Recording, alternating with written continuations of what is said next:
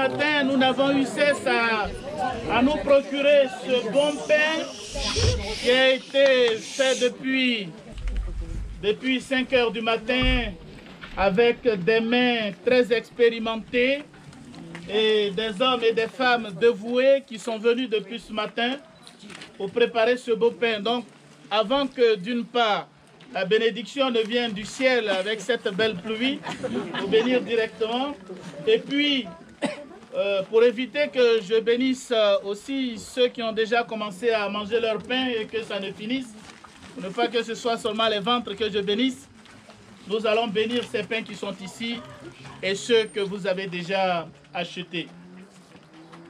Vous savez, la tradition de la bénédiction des activités humaines, c'est quelque chose qui date de très longtemps. Ça a toujours existé dans tous les peuples et dans l'histoire des hommes.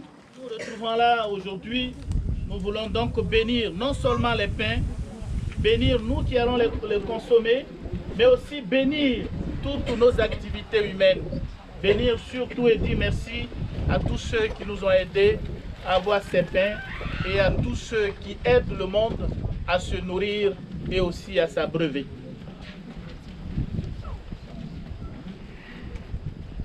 Vous remercier, vous souhaitez la bienvenue donc à cette traditionnelle fête du pain qu'on organise chaque année depuis maintenant 2004-2005 avec une équipe qui à l'époque s'appelait les Amis de Saint-Julien. Il y avait 2 associations sur la commune, les Amis de Saint-Julien, le comité des fêtes.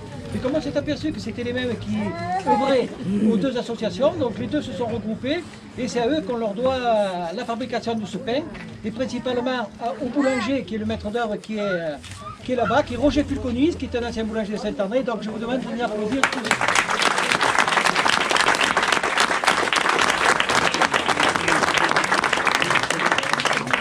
Alors deux mots d'historique sur le pourquoi de cette fête et pourquoi à la Pentecôte.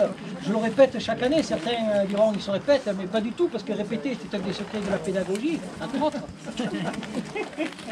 Mais ça permet de donner un sens à cette manifestation qui s'est mieux élargie, où à l'époque on distribuait le pain uniquement à l'issue d'une messe, où on avait 3-4 personnes de Saint-Julien qui se déplaçaient. Donc là, on a décidé d'élargir ça à la population et d'en faire carrément la fête du pain.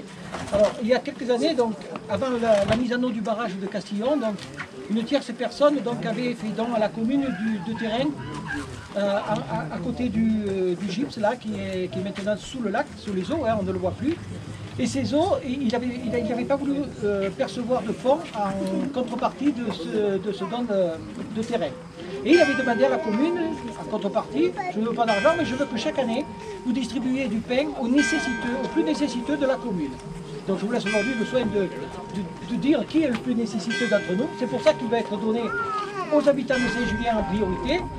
Et d'autres sont faits, ils ont été bénis, comme vous l'avez dit mon père, hein, vous avez béni l'ensemble des pains, même ceux qui ont été consommés, donc ça veut dire que ceux qui sont partis avec le pain sous le bras, eh bien tant mieux, le pain était béni. Merci encore pour cette journée. 2 petits mots sur l'exposition qui est ici. Comme vous voyez cette année, donc on nous a offert, et là un grand merci, et je me ferai engueuler après, mais c'est Denise et Christian de Verdun Info qui nous ont offert cette fabrication, qui reprend des photos d'une époque que certains ont connue, dont moi, et où certains reconnaîtront leurs ancêtres. Je sais que depuis ce matin, beaucoup de gens y passent et l'apprécient. Merci Verdun Info.